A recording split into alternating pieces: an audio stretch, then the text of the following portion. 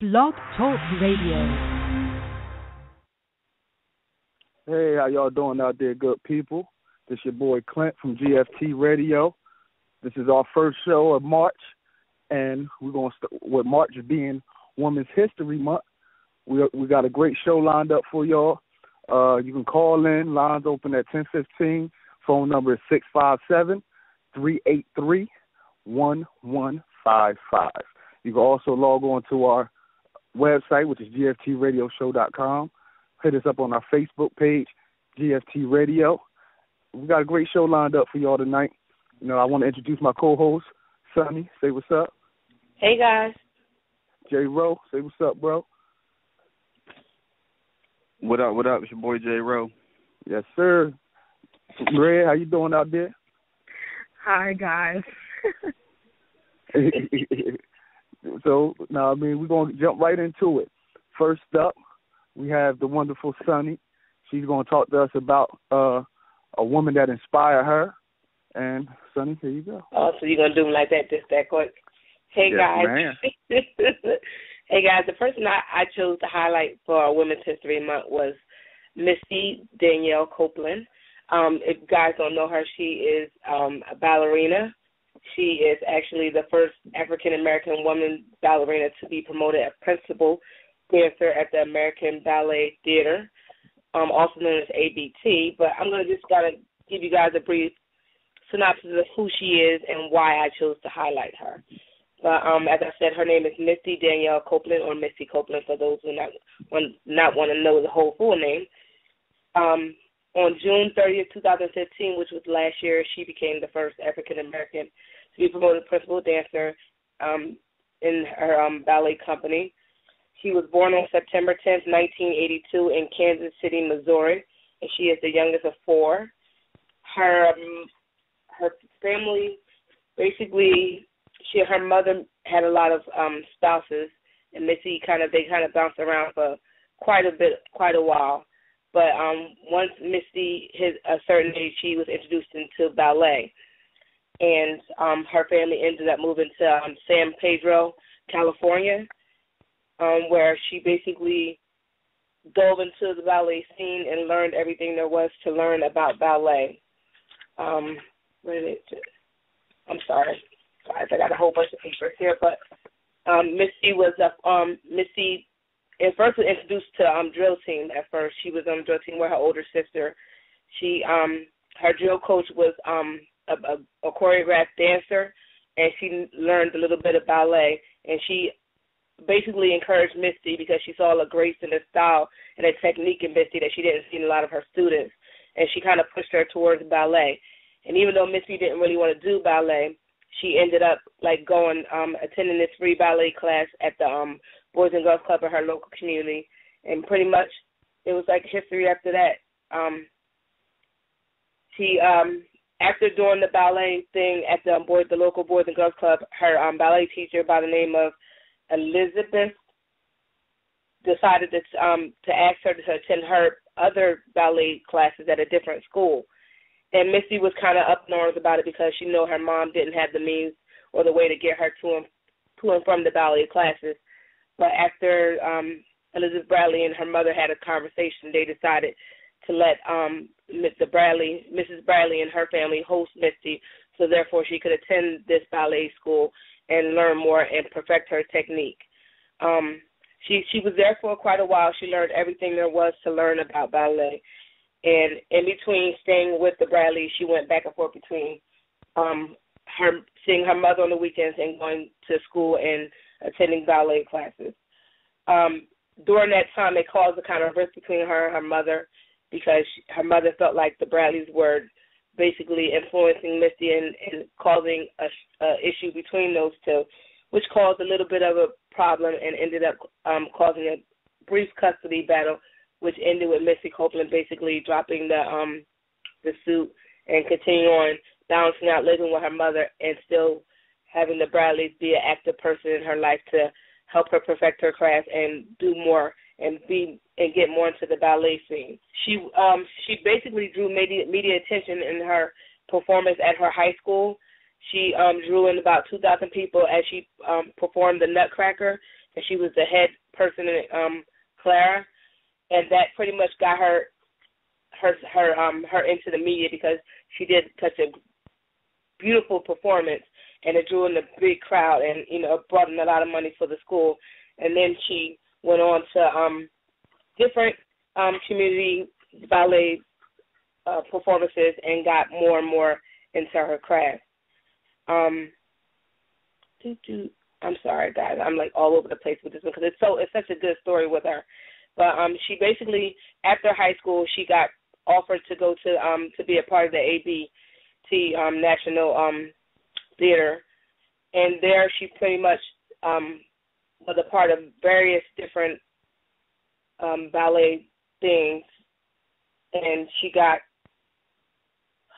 I'm like all over the place. I'm sorry, guys. She basically got into a lot of different of the shows, and she perfected her craft during the shows, and that's what made her be able to be where she is now in 2015 as the first principal dancer of the ballet thing. And she actually performed the Nutcracker as Clara, and then she went on to do so many more different leading roles, and now she has a book out. She has a lot of endorsements. She got inducted into the National Hall of Fame for the Boys and Girls Club as Breaking Through Award. She is the ambassador for the Boys and Girls Club. She was honored in the Black Girls Rock in 2013. She has a whole lot of endorsements. She also launched various campaigns to help out youth girls and promote them so they can get into the ballet scene. She has a very good, passionate heart of giving back, and she's worked through many charitable organizations and is dedicated to using her time to inspire others. And in 2014, President Obama appointed Misty as the president of the Council of Fitness, Sports, and Nutrition. She has a New York Times bestseller memoir called Life in Motion, co-written and awarded by award-winning journal Carice Jones, that was published in 2014. She has a picture book entitled Firebird that basically shows her through her ballet scene performance as the ballet show Firebird. That's a pretty nice book. I kind of looked at that. You guys should check that out. And she received an honorary doctorate for the University of Hartford in November 2015, and she contributes to the classic ballet by her helping diversify the art form. So she basically made waves and made a breakthrough performance to allow her to get that, to be the first of her kind to be the leading principal ballet prince. And she made a way for many other of our young girls that want to break through into ballet and only see not women of color, but now they see a woman of color. They see many women of color because there's more after her, after she had broke through. So she basically inspires kids to do more and just not take that you can't do something because of the color of your skin, that you can be the first. And in the 2015 that we're still making first, I'm so proud of her. But that's pretty much what I wanted you guys to know about Misty Copeland. Yeah, I have a great deal of respect for Misty Copeland myself. Do any other you guys want to chime in, Jabril?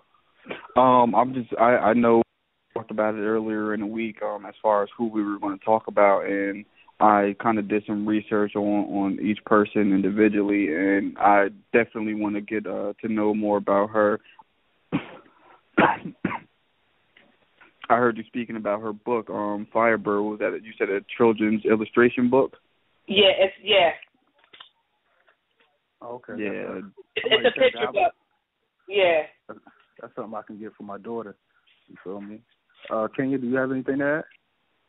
She's actually got two books. There's the children's book, and then there's the other one about the ballerinas as well. I can't remember the name of that.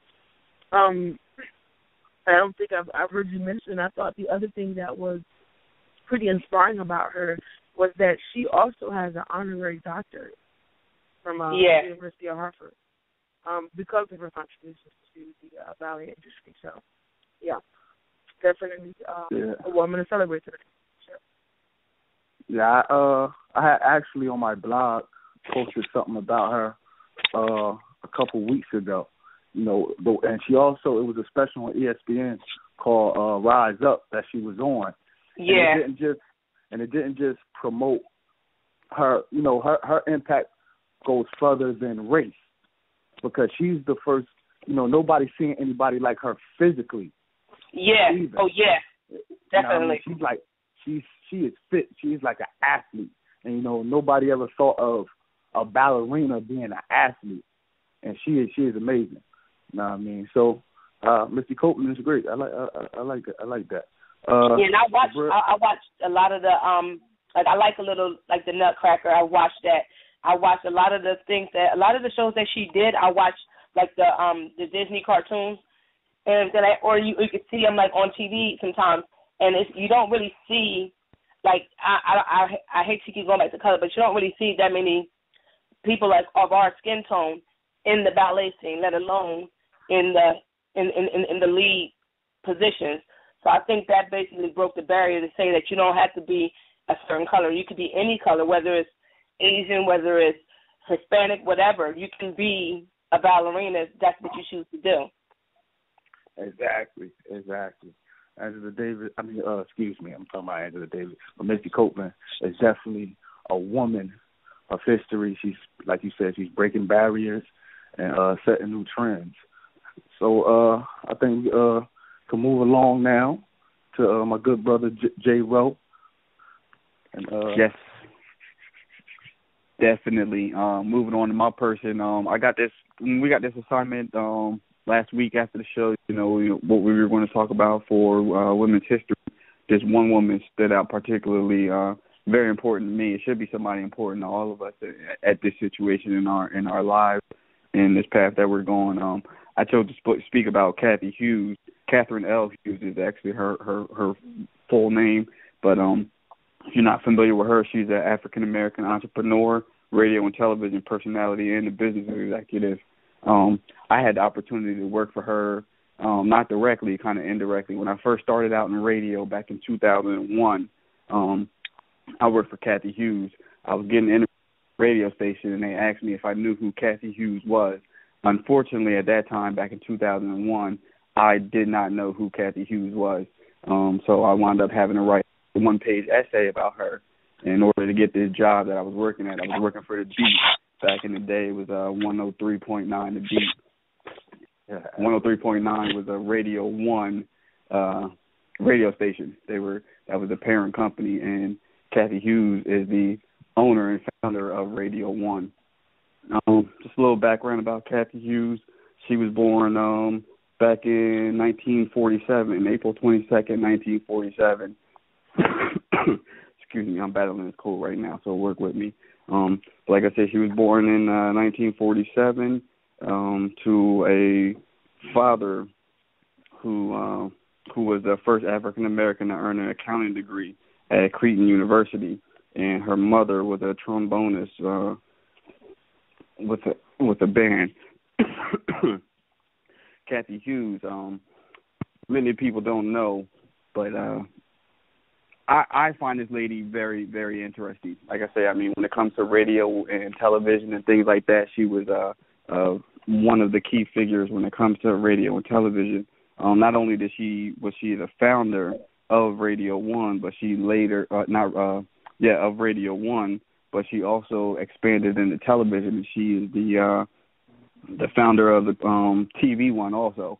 Pretty sure a lot of people have TV One. They watch a lot of TV One programs and things like that come on TV.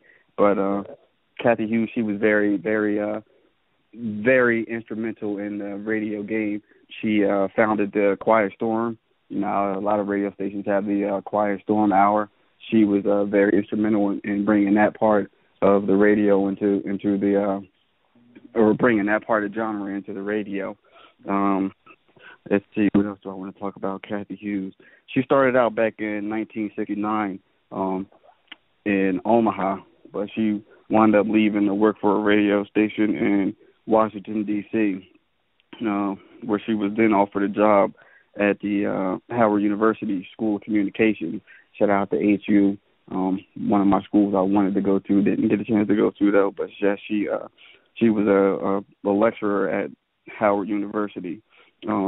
Back in 1973, she was the general sales manager for their University radio station. She did a lot of work from there. She brought the station revenue from $250,000 to $3 million in her first year. And if anybody out there understands the game of sales and things like that, you know, that's a giant step for somebody, for a woman at that, to bring those kind of numbers in your first year at a radio station.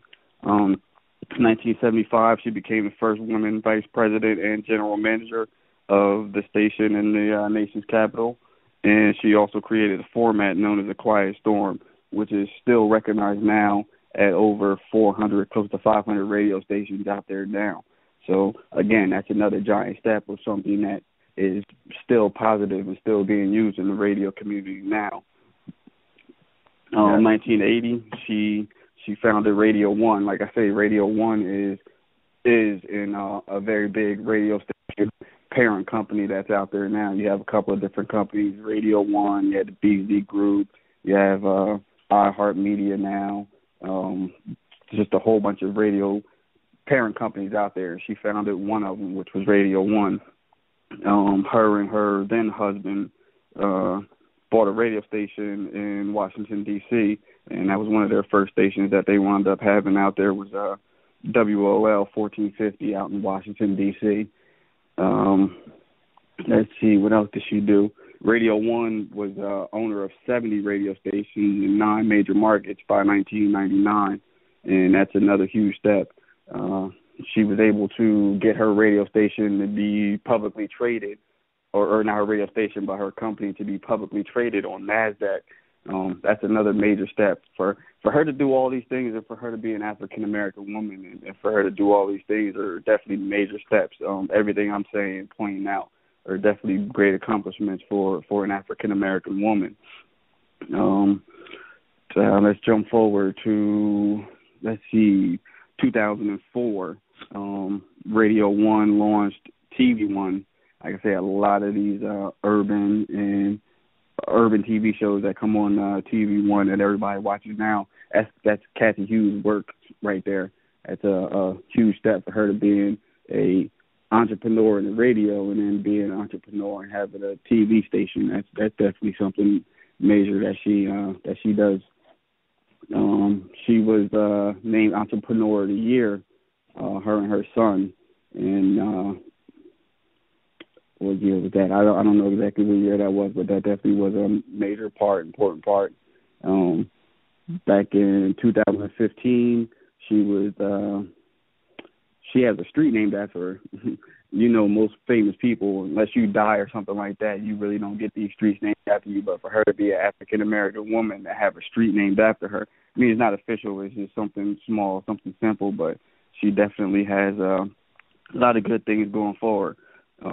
Like I said, as being in the radio now, I believe that Cathy Hughes, not only being an African-American, but being a woman, is a very important person that everybody should get to know and should do a little bit of research on.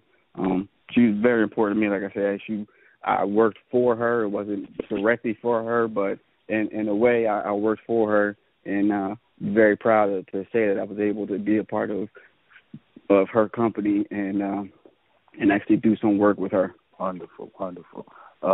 Kenya, do you want to add something? No, Jabril covered everything I was thinking of, at least what I've known from her. I don't think there was anything that he hasn't mentioned that I didn't know, and nothing quirky or anything that I wanted to be able to find something about Cathy Hughes that was kind of like an aha thing, but because having attended a historically black university myself, she was one that was covered quite a bit when I was at Coppin State University, and I've been to Howard several times, and so they did celebrate her quite a bit there. So everything that Jabril has said has actually been he's pretty much hit it on the head there. So good job, Jabril.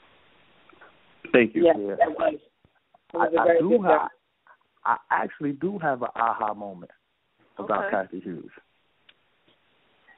She went to Creighton University, but she never got her degree. Well, she doesn't have a degree. Yeah. Yeah, so like that goes to show you and to show everybody else out there what, you know what I mean, determination and drive can get you. You know what I mean? She dropped out of college to follow her dream, and she accomplished it. So we're not condoning anyone not finishing degrees here. Definitely not. It's so funny because when you think about how many celebrities have gone to college and they didn't finish and now they're super successful, it's kind of like, I'm not saying you don't have to finish a degree. I'm just saying if you don't, that doesn't mean that you're not going to be successful. I just want to throw that disclaimer out there because it's kind of discouraging when I think about all the money I've spent on education and all the debt that I've incurred, and then it's like, well, they didn't even have to do that, and they're already successful. So definitely finish your degrees out there, people. This isn't for everybody now. Yeah, and then some people do go to college and then they go to school for a certain thing and end up doing something completely different. Most students actually do. Yeah. Yeah, exactly. I mean, so it's always good to have a backup plan. So get your degrees. Yes. Cathy Hughes is amazing. She's an amazing woman. Like I said, I always heard of her, but like Jabril said, she had to. I finally realized who she was when the TV one popped off, and she had her own little TV show on there, the little one-on-one, where she would interview people. Yeah. And that's when I first got a glimpse of who she was. And I mean, she's a very, very positive role model for all young women. Definitely. I didn't actually put those two together until, a little bit later that I realized, Radio 1 and TV 1, like, hey, that's her. And like you said, she had the show one where she was interviewing people. And I was just like, oh, like I said, I found out about her because I had to do that little one-page report. It's kind of bad when you go to get a job at a company and they ask you about the owner and you have no idea who they're talking about. And I'm just like, no, I don't know who Cathy Hughes is. But, I mean, back then I was 18 years old, fresh out of high school, working at a radio station. I didn't care about that. I was just hyped to be working at the station. I didn't care who the owner was. Ask half these people out here who the owner of their companies that they work for, and they wouldn't be able to tell you. But, hey, I'm glad I did the research on her and was able to get in the opportunity to experience and work, like I say, with her, with her company. She is definitely a good lady. Amazing. Well, so now we're going to move on to Kenya and to her women. Women. Her women plural. Separate. Women. So I decided to honor 3 women this evening. So I will be very brief on each of them, but it was very hard for me to choose just one woman because there were so many who I think should be honored and they meant something to me. The first woman that I wanted to celebrate is, of course, and obviously, Michelle Obama. Before we knew her as our president's wife, our first lady, she is first and foremost a lawyer and a writer, which she has been before she married Barack Obama. She actually was Barack Obama's mentor at her law firm in Chicago where he was a summer intern. So I found that interesting because a lot of times when we have we're talking about the president and, their wives and how it seems like the wives are actually driving their campaigns or driving their position in office. When it comes to the two of them, I could see that happening. And why? Knowing that she had first mentored Barack before he became who he was, before he became anything. I mean, it was just a summer job for him. Spoke volumes to me because I knew that he has a different level of respect for her, and that has been carried on into his presidency.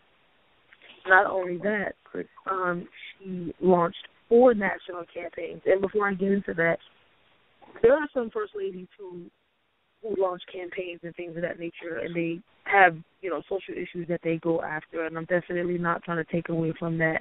However, when it comes to Michelle Obama, I think it was a noted thing to mention that she's launched 4 campaigns, and she's been successful in every single one of them. She's done childhood obesity. She's done one for veterans. She's done the higher education initiative, and she's also done the girls' education initiative as well. So for obvious reasons, I wanted to honor Michelle Obama, and that was why. Another woman I wanted to shed light on was Sandra Day O'Connor. On this show, we don't just acknowledge African American women or Black American women, whichever you prefer to use, but we want to honor women as a whole. Sandra Day O'Connor is actually a retired Associate Justice of the Supreme Court.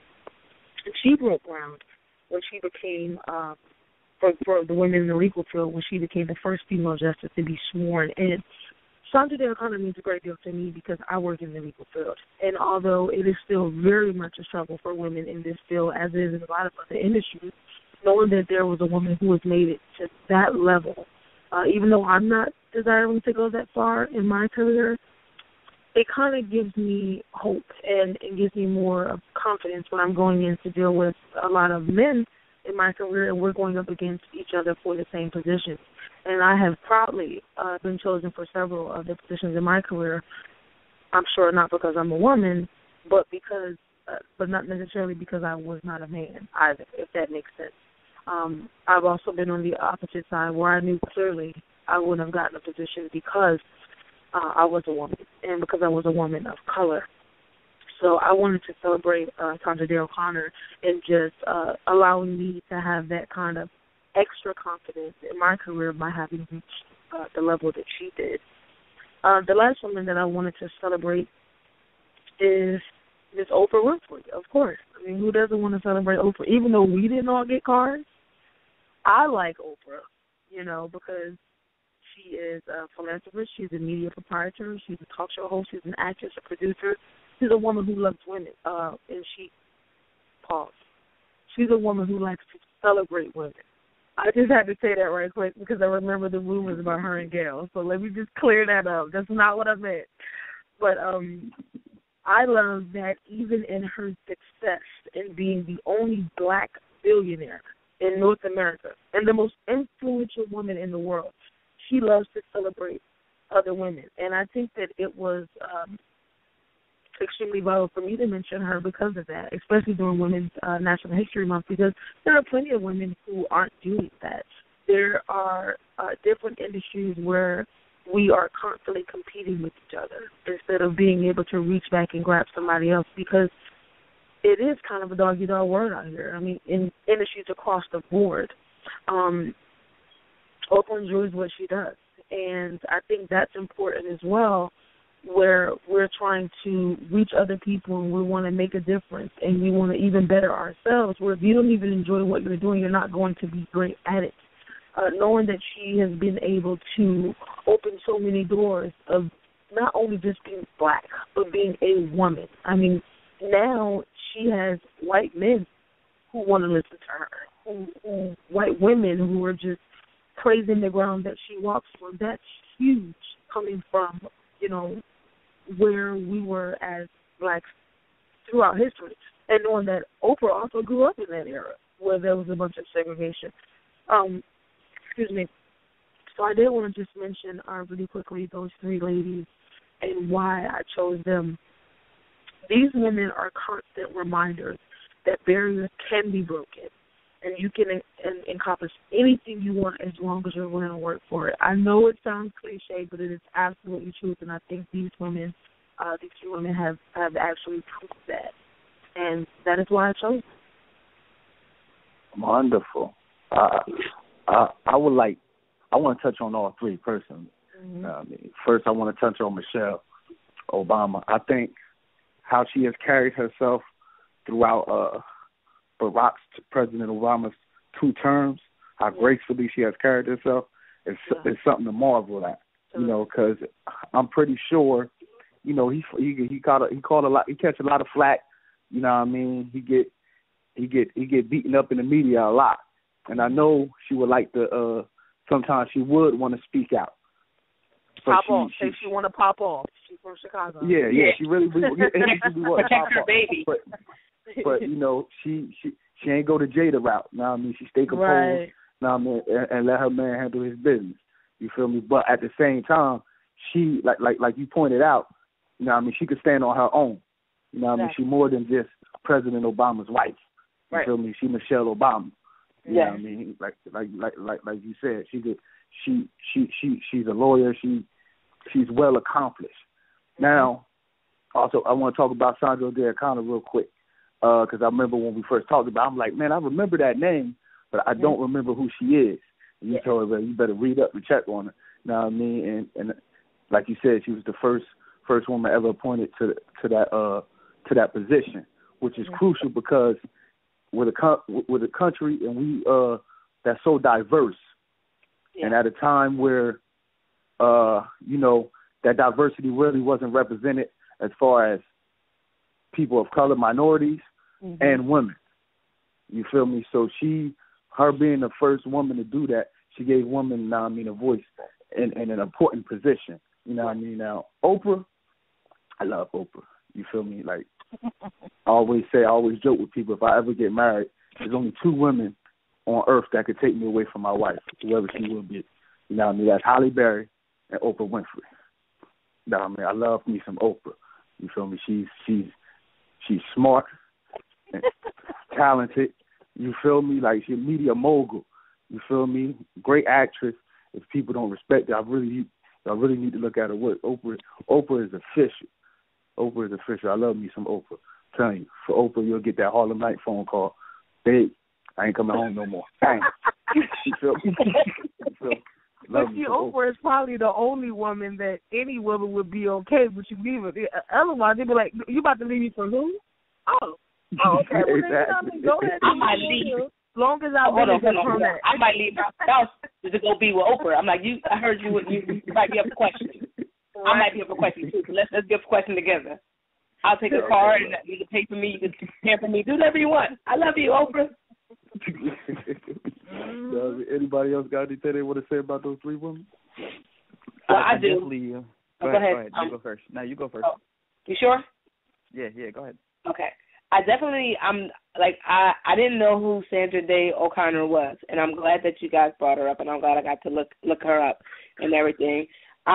In her era, for her to be the first woman of anything, especially something of that statute, it's like wow. It's that is a major thing. Whether she was a woman of color, whether she was a white woman, whatever.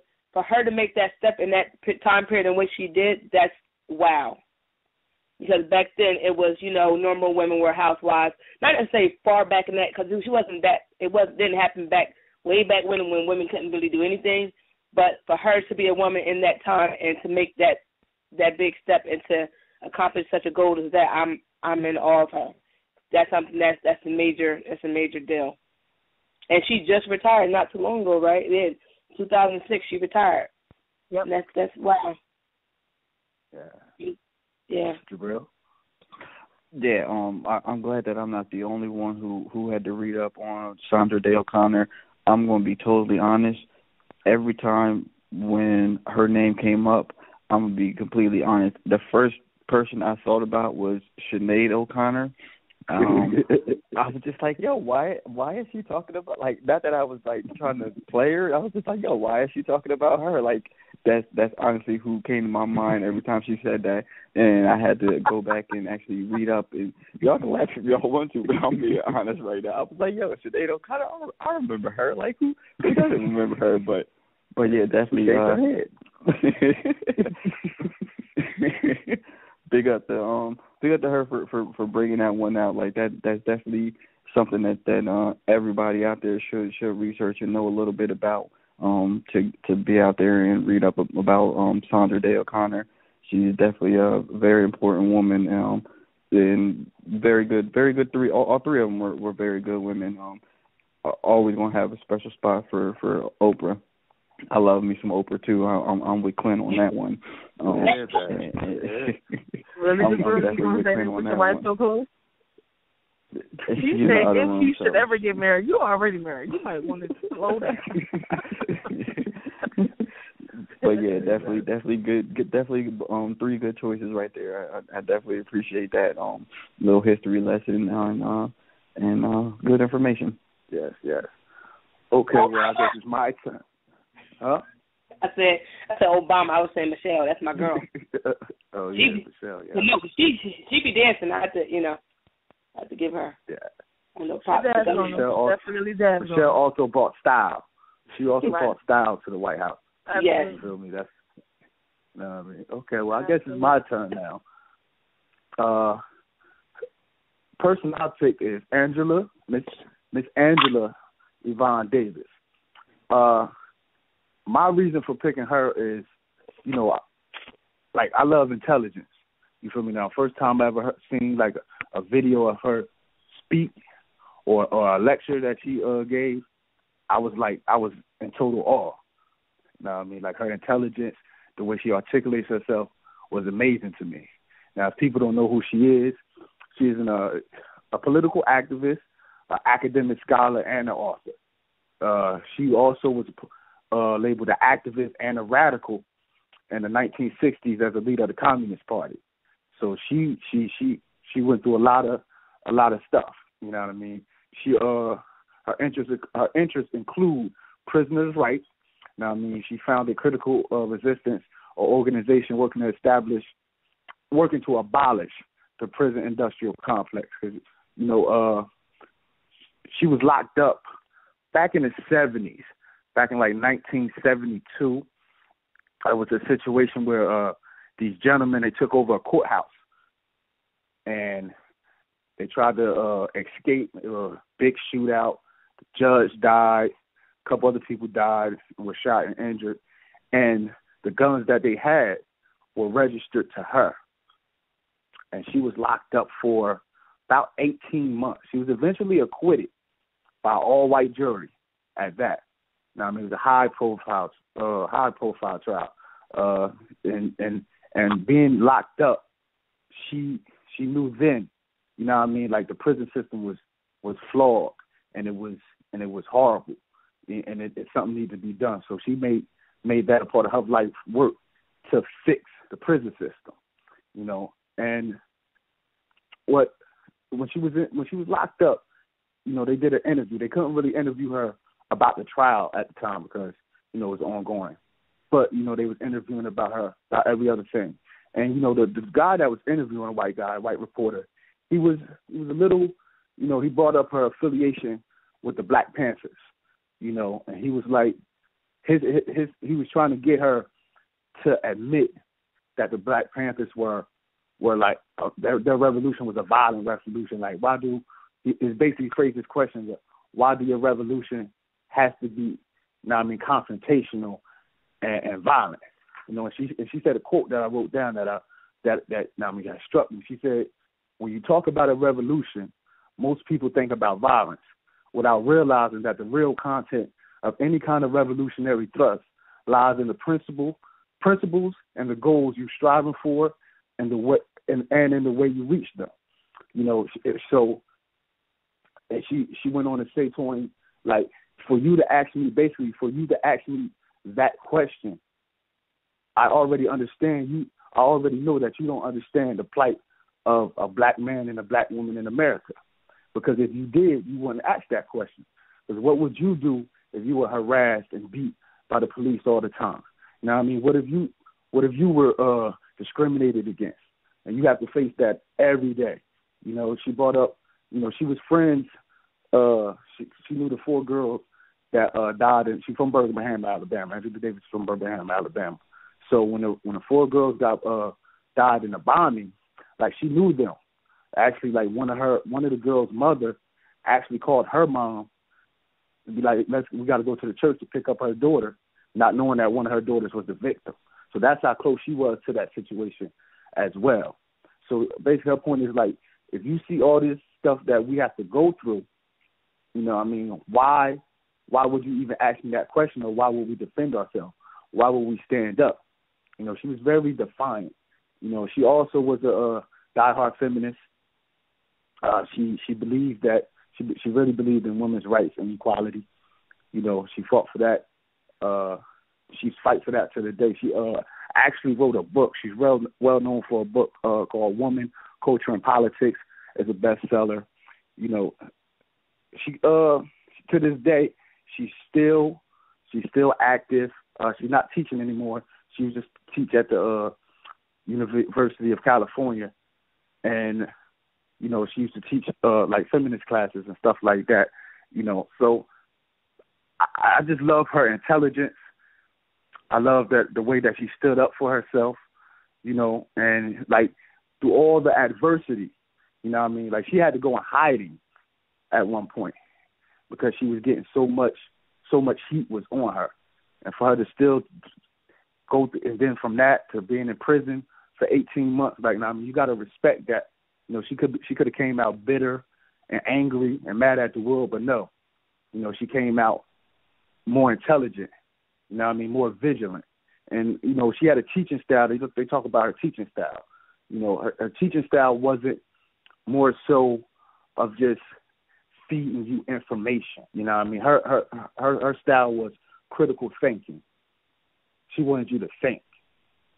The only way to change the world is through deep thought. Like, you really got to think and implement, and then come up with it. When you get your idea or whatever, be able to implement it properly. She didn't just lecture kids. She wanted them to think with her. So it was in a way involving them in the fight. You see what I'm saying? So, like, she, to me, is an amazing woman, and that's why I picked her. Anybody else have any questions or thoughts on Angela Davis? Yeah. You sure covered all of them. Aretha? Thanks a lot. Yeah, she to me, she. Yeah, he went. Like, he was going ham. Right. Yeah, because like I just love intelligence, and to me, I love intelligence in a woman. That's the number one thing that attracts me to her. Even though, side note, which really don't mean nothing, but she is a lesbian, so she ain't really into men. But that's why one of the main reasons. I mean, that's one of the main reasons why she was so hard. She went so hardcore in the feminist movement. Right. Because she was a lesbian. So but that doesn't. She was intelligent. She is intelligent. Excuse me. Mm-hmm. So that's one of right. my. Right. And like she. They try to bring her down with the Black Panther Party, because with all the other leaders like Huey P. Newton and Bobby Steele and all them guys, but it didn't work. It couldn't work. Why? Either they was going to kill her. If they couldn't kill her, then they couldn't stop her. Why? Because she was so intelligent. Right. Yeah. And back to what we was talking about before about graduating, going to school, I always say intelligence is relative. You could always just, educate yourself. Not just by school. It's proper. Like, go to school, do all of that, but still educate yourself as well. And that's one of the things she preached as well. Like, just don't go by the standard. Raise your standard. Right. Yeah. And, I'm for everybody, if you get, all types of information is out there. Log on to go on YouTube. Type in Angela Davis and just look at some of her interviews and just listen to her. And I guarantee you, when you're done listening to her, you're going to be amazed. You're going to be amazed. Even if you don't agree with everything she says, you'll still respect it. Because she always articulates herself very well. You know what's funny, Tim? Funny, like you said, they try to group her in with the Black Panther Party. When you first mentioned her name, I thought of the Black Panther Party. Mm-hmm. That was my first thought. And that's one good thing, like I said, I like about how we did this. We kind of opened up people's eyes, or open up our own eyes to different people. Like, you don't think to look at these people, and then when someone brings them up, like, okay, and I thought Angela, she was part of the member of the Black Panther Party. Oh, okay. Done. Like, I knew she was an activist and stuff like that, and I knew she went to jail, and I knew she was back out, and she got released, and then she was doing positive things, but I never, when I associated her name, I associated her with the Black Panther Party. So, wow. So, it was an eye-opener. Yeah, Right. a lot of people don't even mention that she was a part of the Communist Party. You know what I mean? Yeah. That's one thing that, you know, and, like, that's one of the reasons, like, 'cause she was, like I said, she was a assistant professor of philosophy at UCLA. But once they found out, like, she was involved with the Communist Party, it was like, oh, nah, we got to get rid of you. You know what I mean? We got to get rid of you. So, you know what I mean? Like, she attacked social issues. You know what I mean? That's why I love her, because she didn't just, it wasn't just one issue. She was like, you know what I mean? I can attack them all. Why not attack them all? You know what I mean? It's not just black and white. You know what I mean? We got women issues. We got, you know what I mean, prison issues. You know what I mean? Political issues. You know what I mean? Like, she addresses it all. Yeah. And she's still going strong. Like I said, you know, with this coming election, I was just reading something on the internet that, you know, she's backing Bernie Sanders. Mm-hmm. You know, Who? and Angela Davis. Okay. She was talking about, now, I mean, if anybody, she would, you know, and I like Bernie Sanders as well. I don't know if he 100% got my vote, but I definitely respect who he is.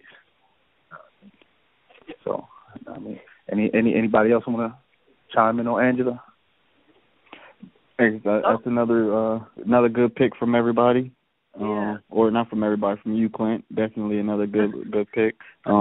Like I said, I mean, these are definitely people that I've heard about but didn't know the full background, full story. So, you know, I definitely did some reading up and researching on these people, and that's definitely another good pick. Like I said, I know you said that touched on her and being a communist, and as I was reading something that said she was twice a candidate for vice president for the Communist Party, and I was just like, wow, these are things that people probably don't know, but I mean, all you got to do is just pick up a book and just read some information, Google some information, you know, type their name in, just read up on them. Don't just go for what somebody says and think that that's all you have to know. Like, no, you know, go and do your own research and read, and you'll definitely find some good information out there about everybody that everybody talked about. There's a whole lot more. I mean, we were just able to touch on somebody real quick in these 10, 15 minutes that we had to talk about our people, but there's definitely a lot of information out there for everybody to read up on and research on.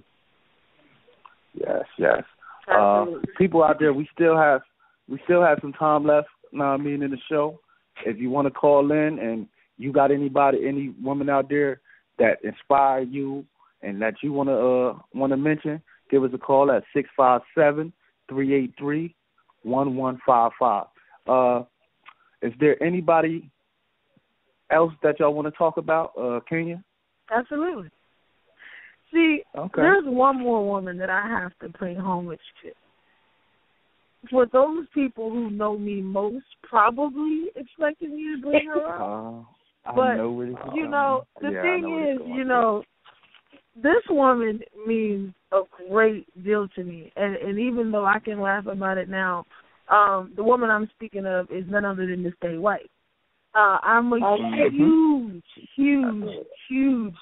the biggest Golden Girls fan ever. And I hope to one day meet this woman in person, not just her wax figure that I've met several times, before she passes on.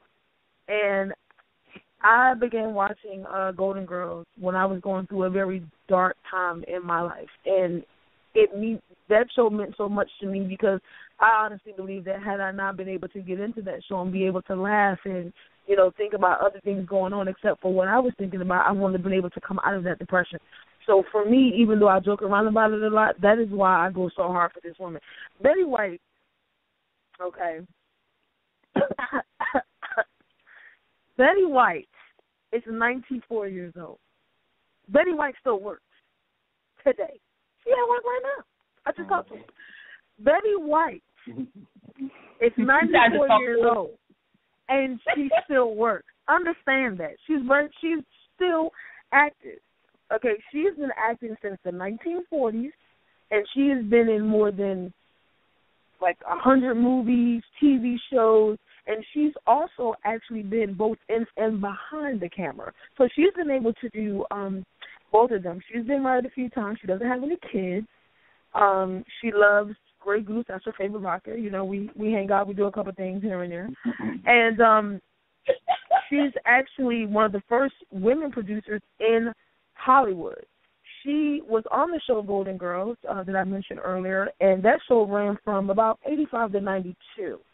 That show did, and she was the only one on that show each and every year that was nominated in the category for Outstanding Actress in the Series, and she did win one of those times. Another fact that people don't know about Betty White when it comes to the Golden Girls is that we know her as Rose.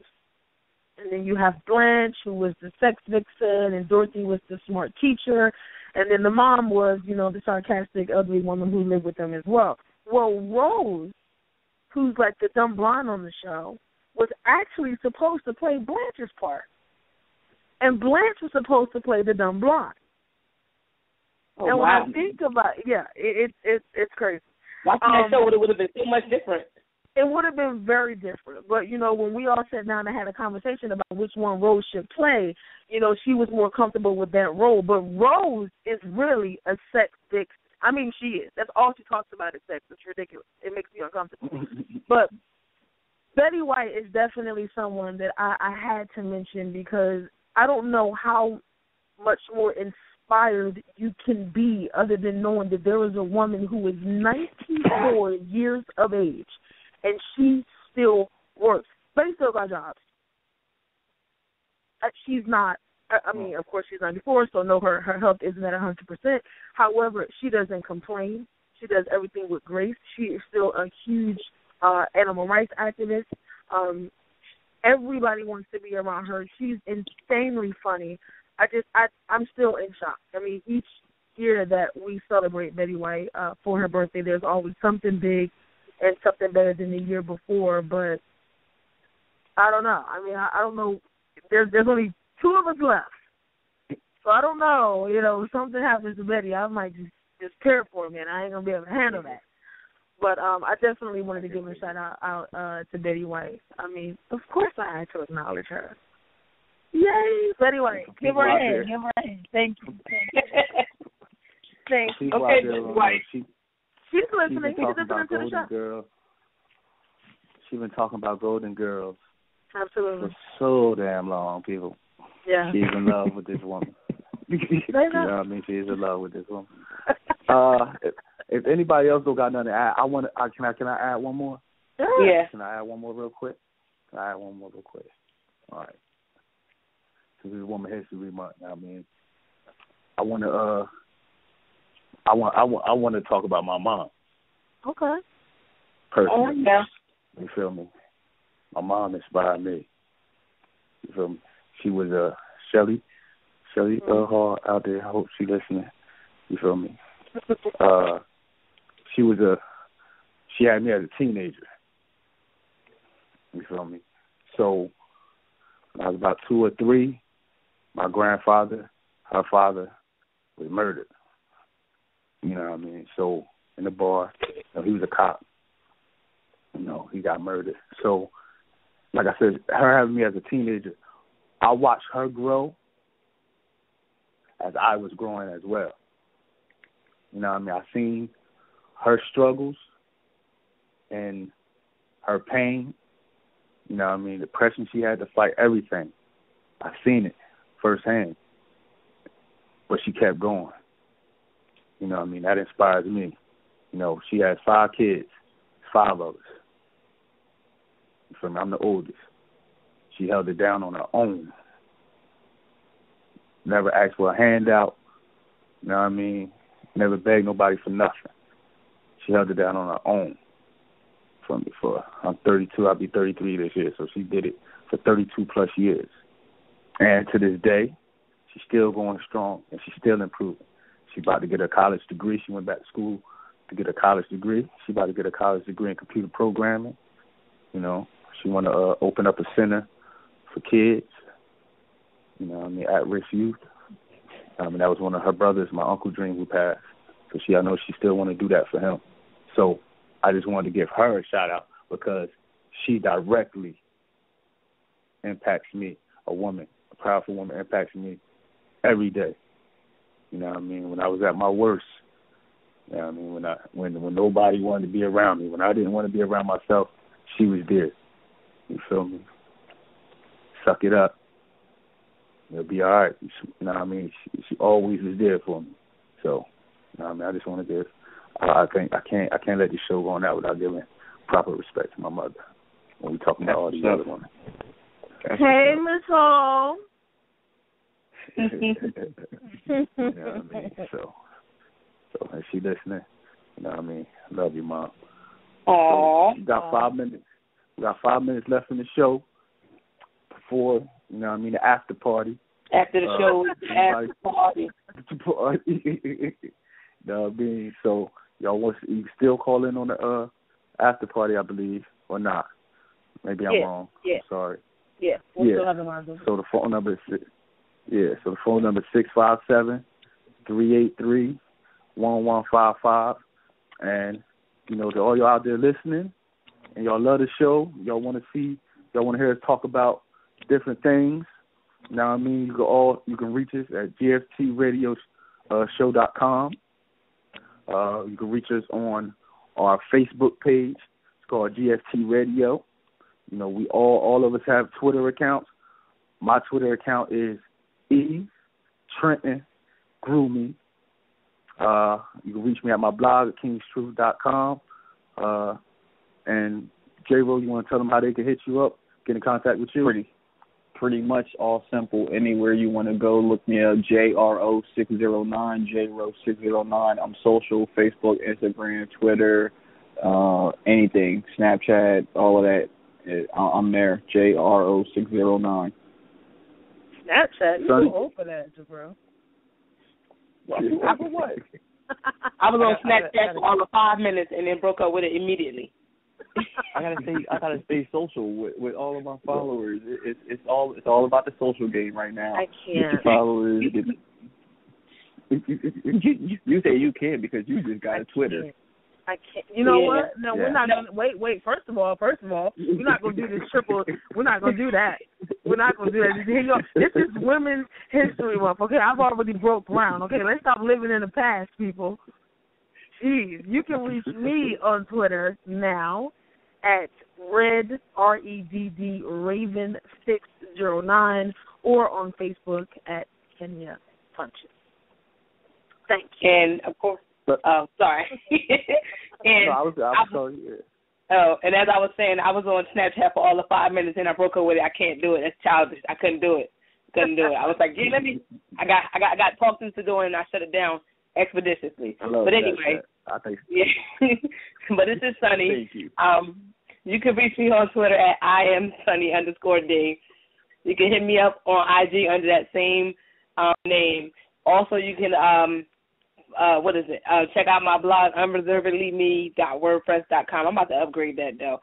Give me a minute and I'll upgrade it to just that one simple thing. But at any rate, you can hit me up anytime you need. Feel free to talk to me, follow my blog, and tweet me. I tweet randomly. All the time. All right. Now, yes.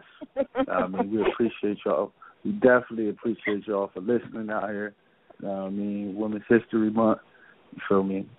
And, you know, we got some bigger things lined up for you in the weeks to come.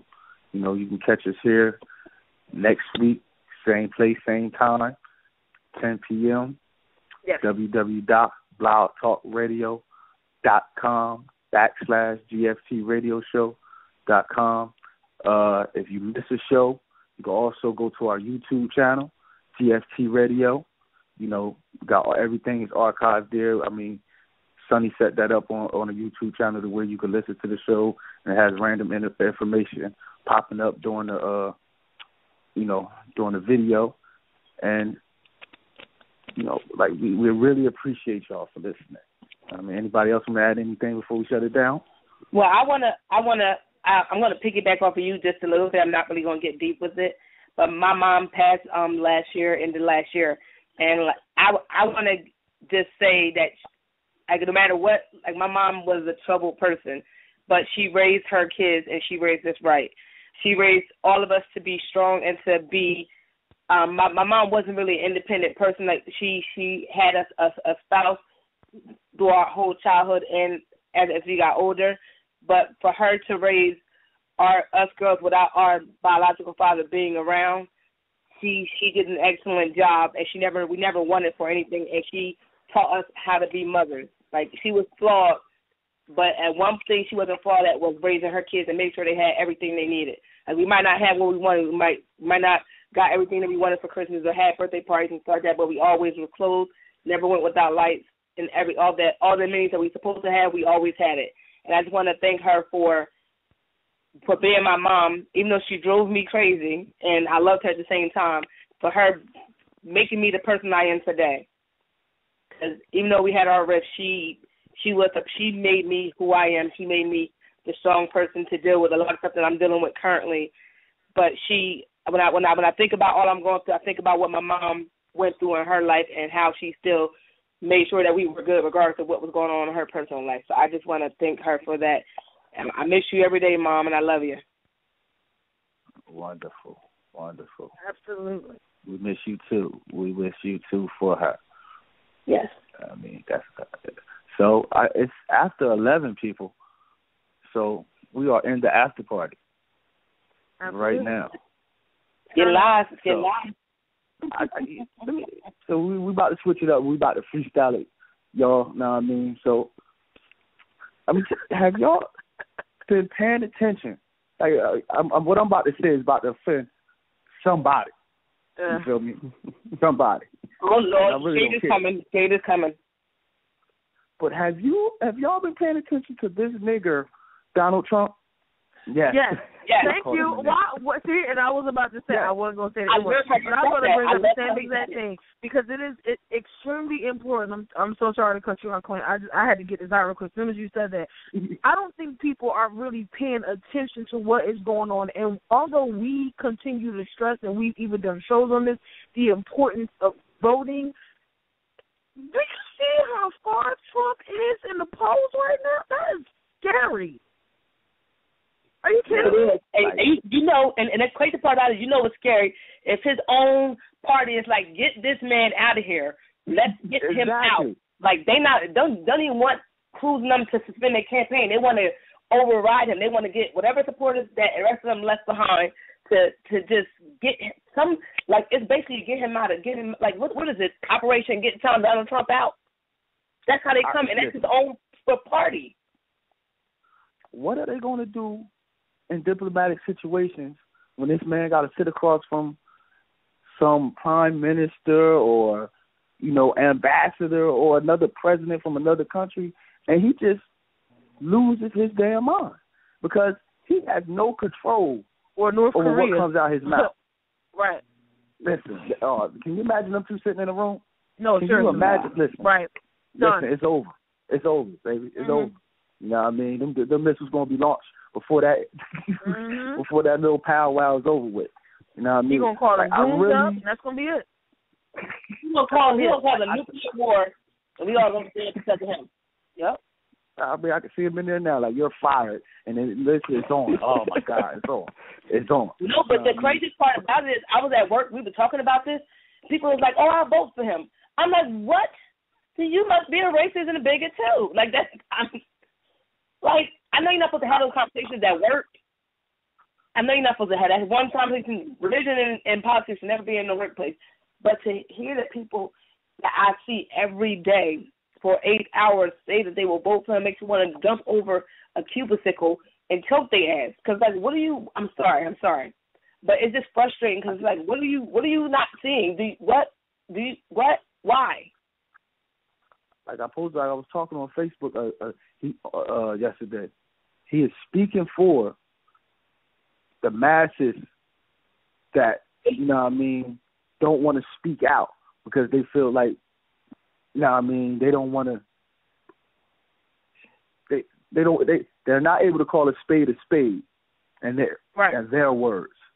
Right. You feel me? So when he says this bigotry stuff, this racist stuff, that resonates with them. But that's the stuff that they want to say. I was having a conversation with my friend Alex, and I told him months ago. I said, bro, Trump about to make a run for this, bro. He was like, nah, man, ain't nobody Ain't nobody believing him. He don't know what he's talking about. I said, I understand that politically, policy-wise, you're damn right he don't know what he's talking about. You know what I mean? Because he always switch the subject when they ask him a question. Yep. But the way he voices his opinion, you know what I mean? The way he voices his truth, that's how he really feels. A lot of people a lot of people in America feel the same way. The same people that's smiling in your face at work, like you just said, Teresa, feel the same way. I was in the doctor's office a couple months back. You know, I'm in there, on my phone, on Facebook, minding my business.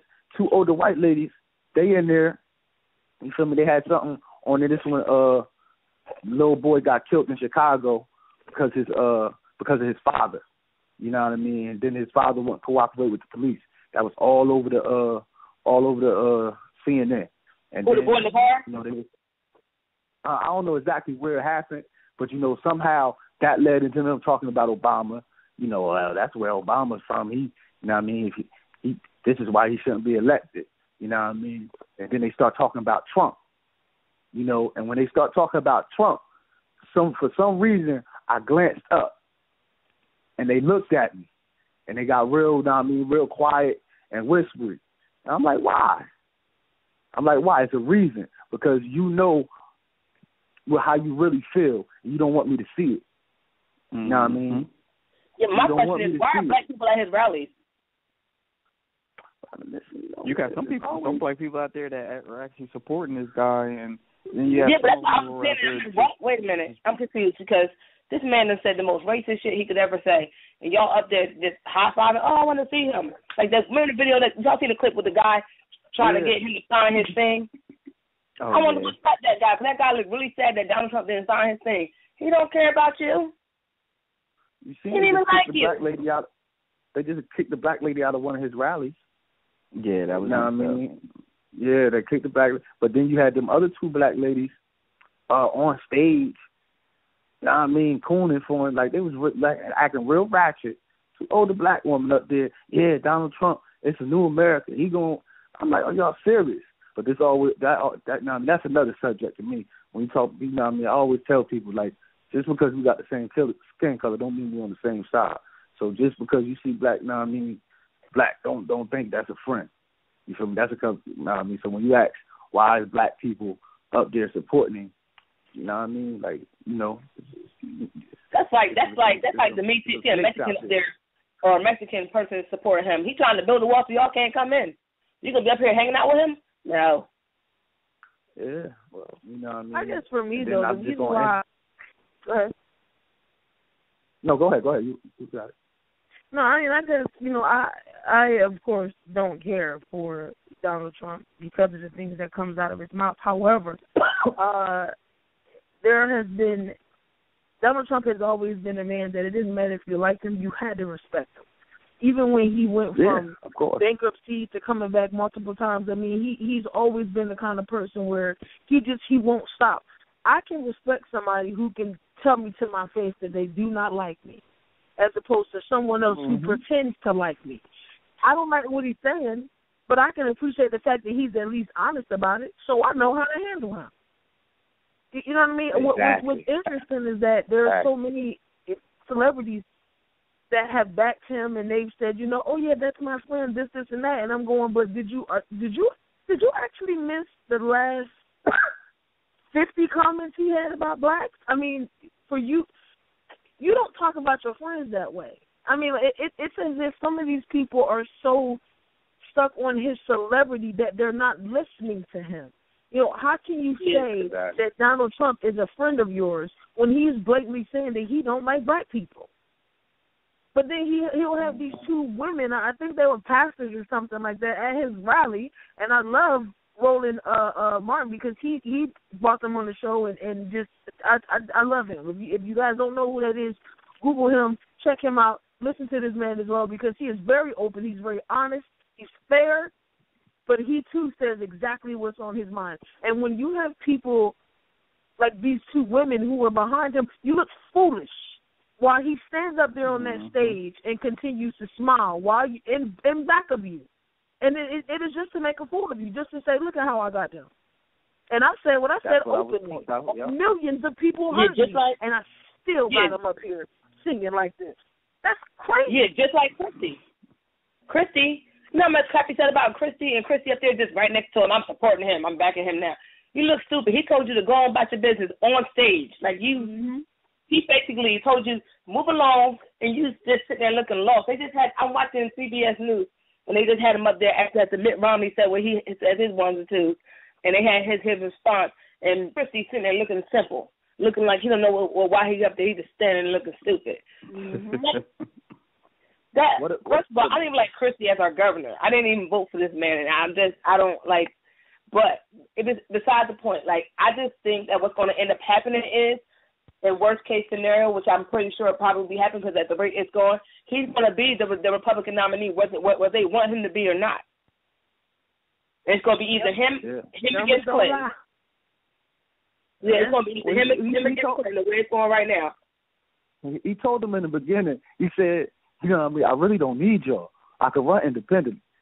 That's what I respect. He told them that, and he told the Republican Party that in the beginning. He said, I can run independently and basically wipe the floor with y'all still. You know what I mean? But I'm trying to, I want to use y'all as support.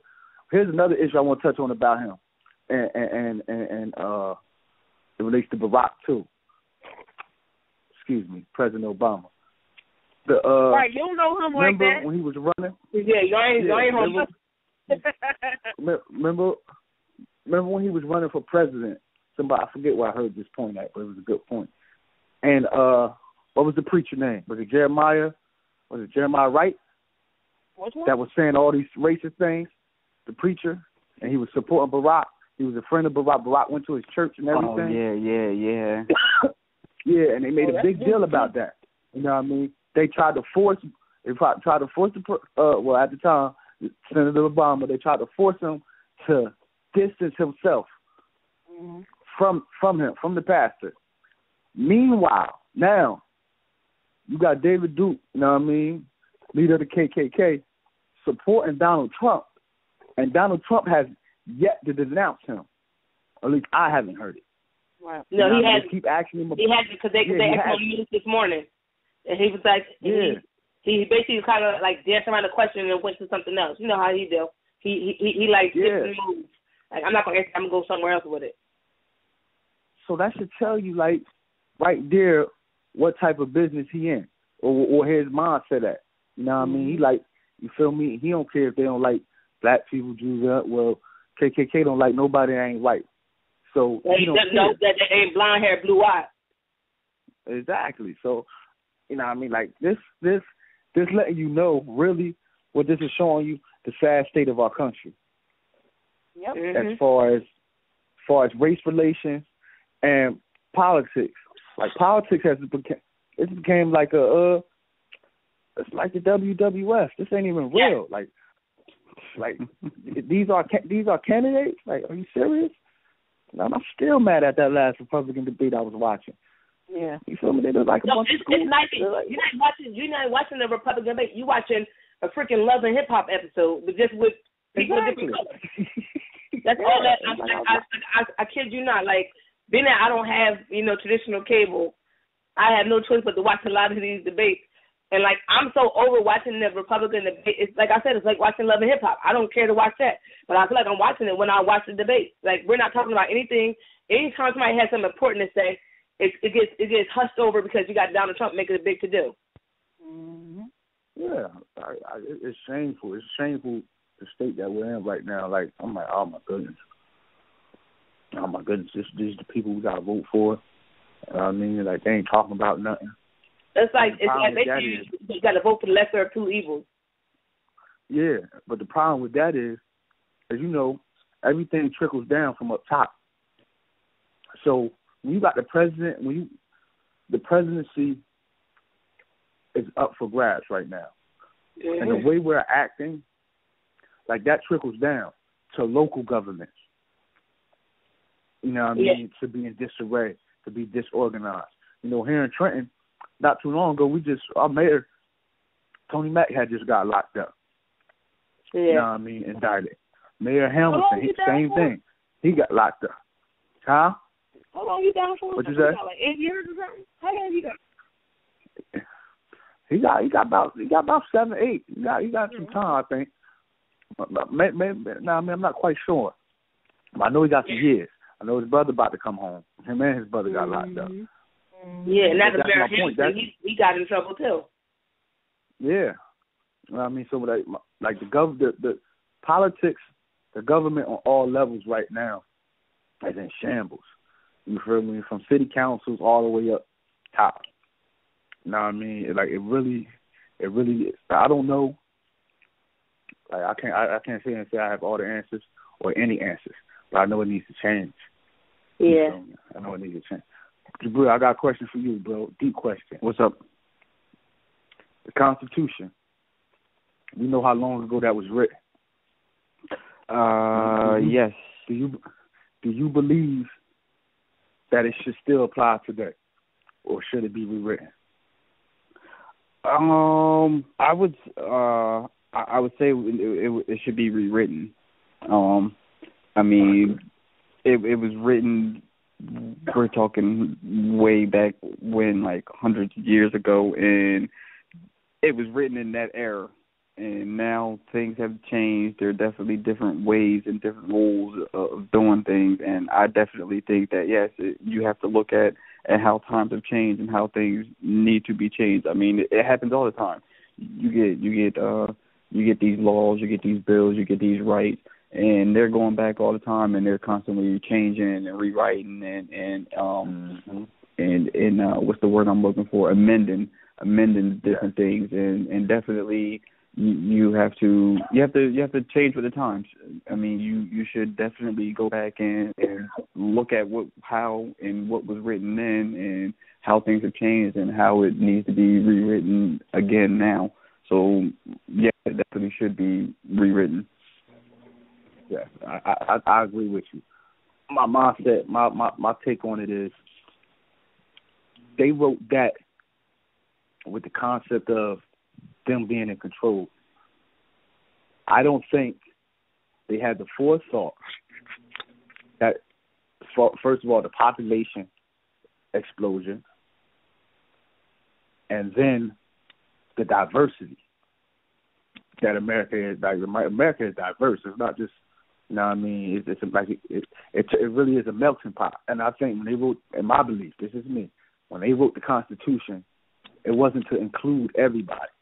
Right. You know what I mean? It wasn't to protect everybody. Right. You know what I'm saying? It was for the elite. It was for, you know what I mean, the superior race. That's basically what the Constitution was for.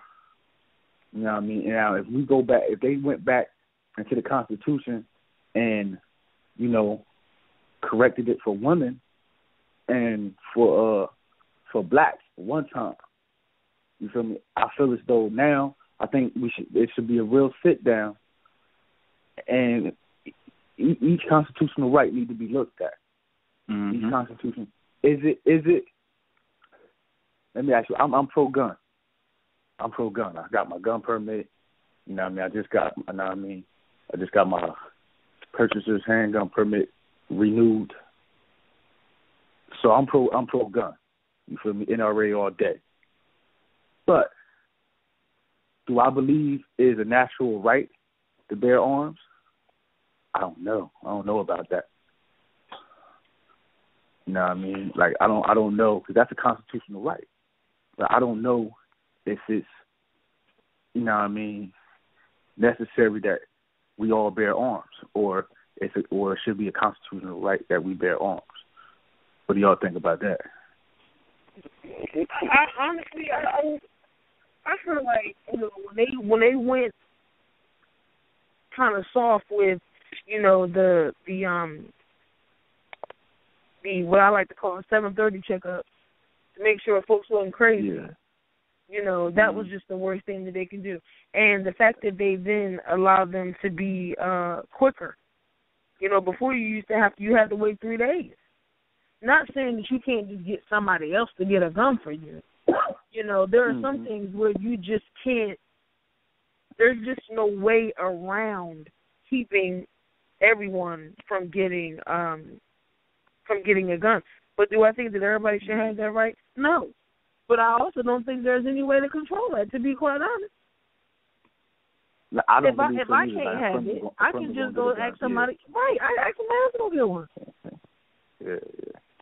You feel me? That's why my beef with gun laws. Period. You know what I mean? First of all, now I mean, y'all, this country was built off the gun. You know what I mean? At the end of the day, you could say it was built off the backs of slaves. I'm telling you, it was built off that gun.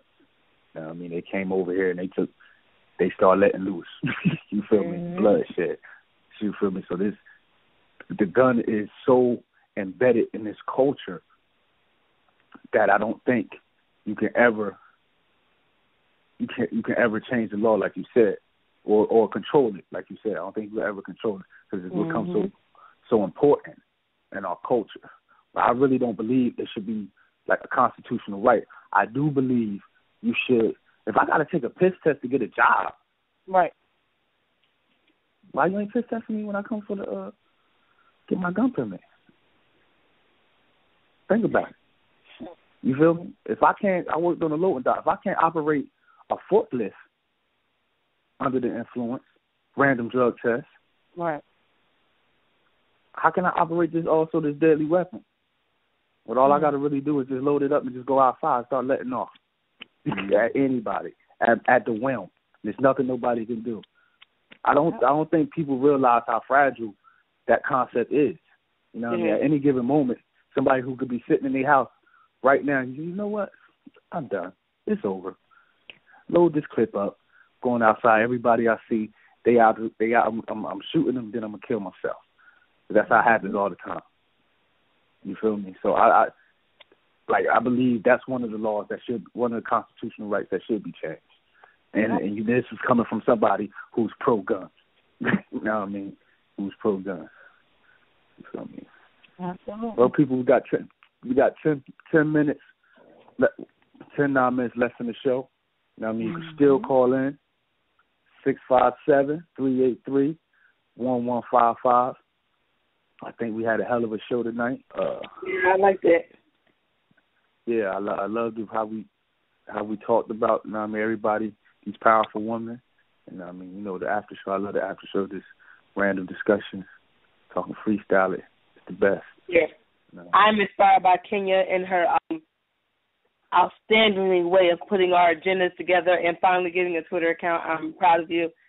I'd like to honor you for Women's History Month. How it's going down. Yeah.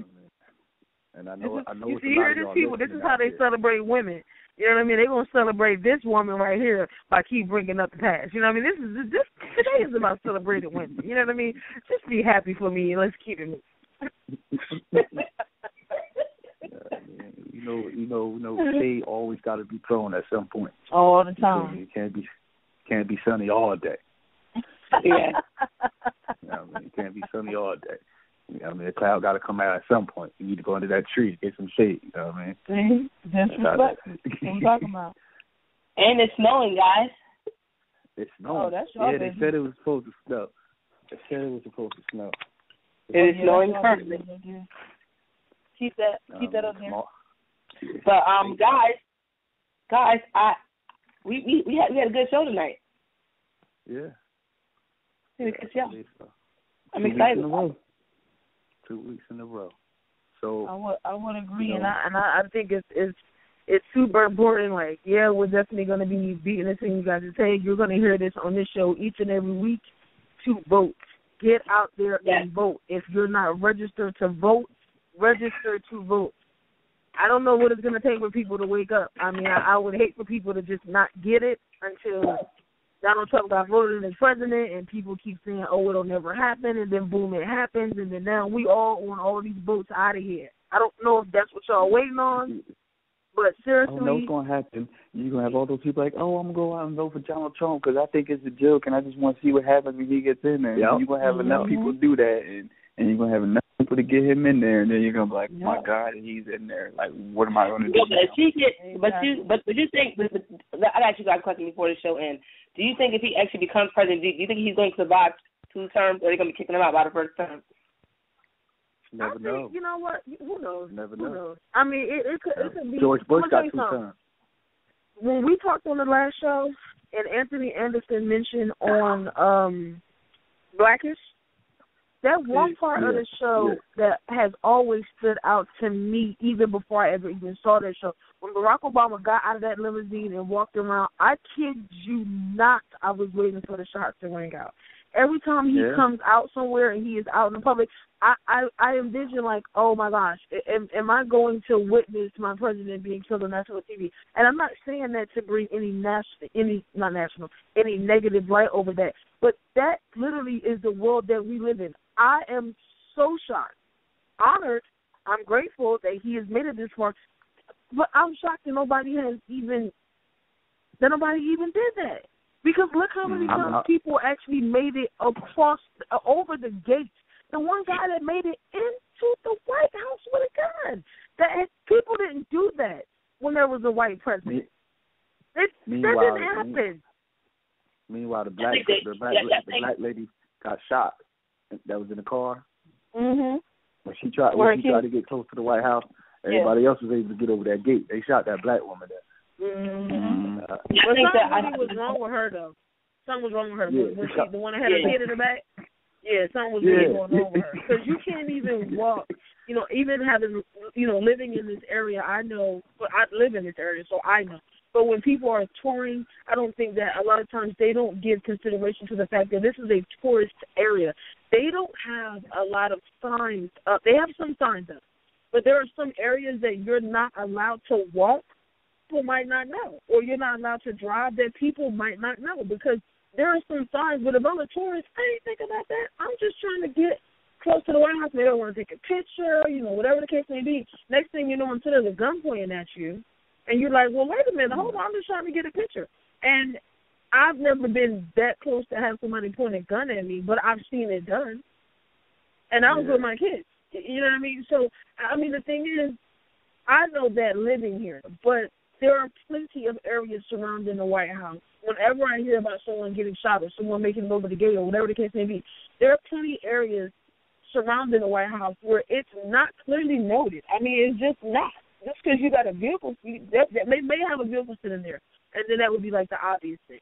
But if no one's there, and you got these snipers dropping out the trees all of a sudden, you're like, wait a minute, what just happened? You're too close. Oh, well, you could just put a sign back, like 50 feet back over there. And then you find out when it's too late. Yeah. To all those, I want to piggyback off something she said about her, Red and Sarita said about the voting. Yes, go vote. If you're not vote, get registered. But please, if you're going to vote, get some type of information. Exactly. You know what I mean? Yes. Know something. Don't go in there ignorant and blindly. Because that's not helping us. That's not helping nothing either. Don't just be like, I'm registered to vote. I'm going to go vote, but you know nothing about the candidates. You know what I mean? Mm-hmm. So that doesn't help the situation either. Cause, that help that work that actually make things worse. You got a bunch of ignorant people just going in there voting. Do your research. Do some. Yes, please. Go Wikipedia something at least. Something. Google something. Well, people, the show is about to end. We appreciate y'all so much for listening and joining us. We'll be here again next week, same time, 10 p.m. Thursday. GFT Radio. Indeed. Good night. Good night, everybody. Good night, everybody. All right.